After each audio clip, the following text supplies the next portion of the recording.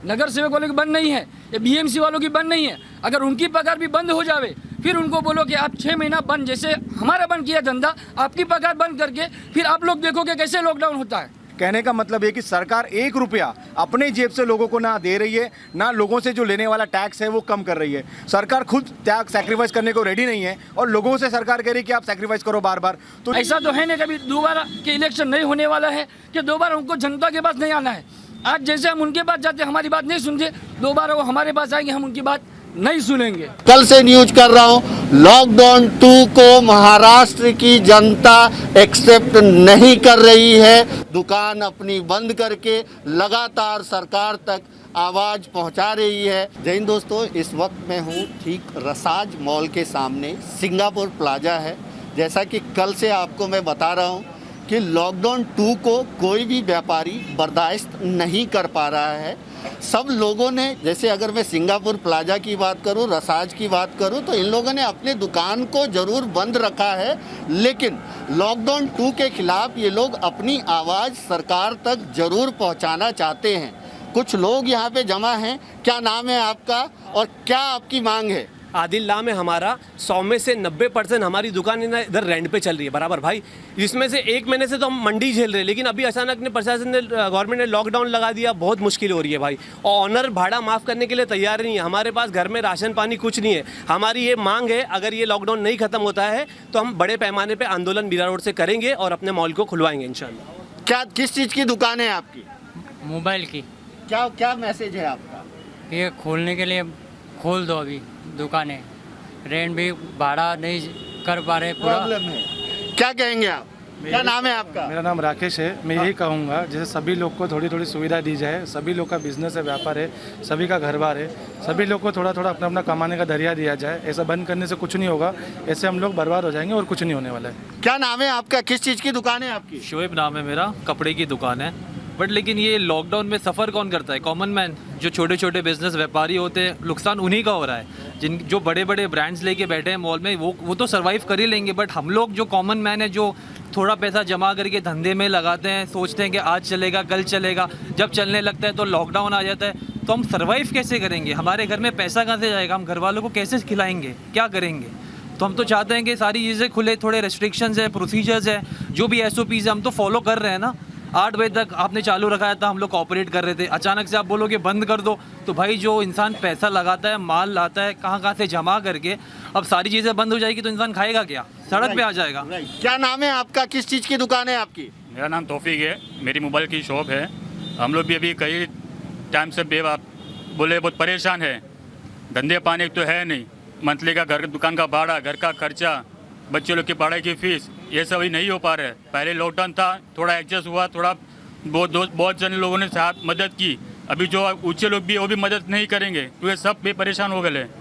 कहीं ना कहीं पिछले लॉकडाउन से लोग उभर भी नहीं पाए हैं, और दूसरा लॉकडाउन तो लोग बिल्कुल भी बर्दाश्त नहीं कर पा रहे हैं। इनमें से कुछ लोग ऐसे हैं जो अपनी दुकानों को बंद करके सरकार के पास अपनी आवाज़ पहुंचाना चाहते हैं। हालांकि कुछ जिद्दी दुकानदार ऐसे भी हैं जो खोल लेते हैं, लेकिन उन पे कार्रवाई हो रही है पुलिस की, क्योंकि पुलिस जो कार्रवाई करती है वो सरकार के निर्देश पे करती है। और ये जो ऑर्डर है पूरे महाराष्ट्र के लिए है, कोई एक पर्टिकुलर मीरा भाईंदर के लिए नहीं है। लेकिन मेरे पास जो ज़्यादातर न्यूज़ मैं कर रहा हूँ वो दुकानदार लोग हैं जिन्होंने अपनी दुकानें बंद रखी है और अपनी आवाज़ सरकार तक पहुँचाना चाहते हैं। क्या कहेंगे सादिक पासा जी इस बारे में?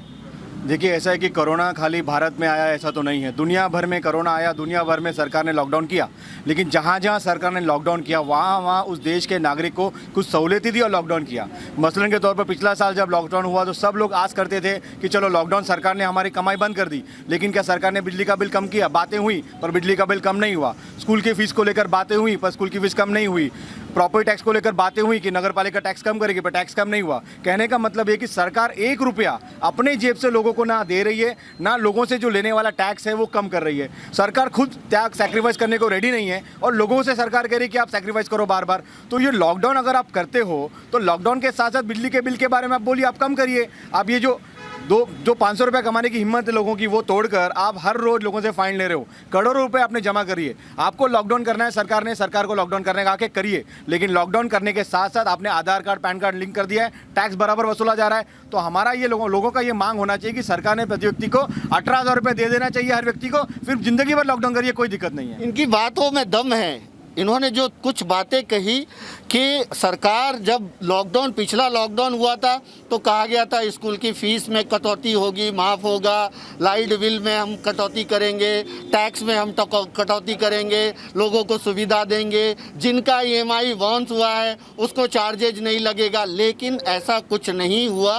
वो सब पैसा लोगों को किसी ना किसी तरह से भरना पड़ा और पिछले लॉकडाउन में जो लोगों की हालत हुई है उससे अभी तो थोड़ा सा भी उबर नहीं पाए थे।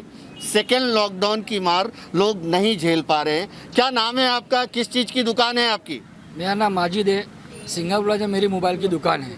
हम बहुत परेशान हैं। ये जितने भी लोग खड़े हैं सारी दुकान वाले हैं, सारे कोई देखने शो देखने खड़े नहीं हैं, सारे के सारे मजबूरी के खातिर घर से बाहर आए हैं। सबको मालूम है कि अभी 144 धारा लगी है कि 4-5 जन जमा होने पर पुलिस कार्रवाई भी करेगी, पुलिस डंडे भी मारेंगी। उसके बाद भी उन लोग रोड पे शौक से नहीं आए हैं, एक दुख और एक तकलीफ़ के साथ आए हैं कि अगर जैसे मेरे पास 2 आदमी काम कर रहे हैं, मेरी दुकान बंद हो गई तो मैं मेरा घर का खर्चा नहीं चला सकता, तो मैं मेरे वर्कर को कैसे दूंगा।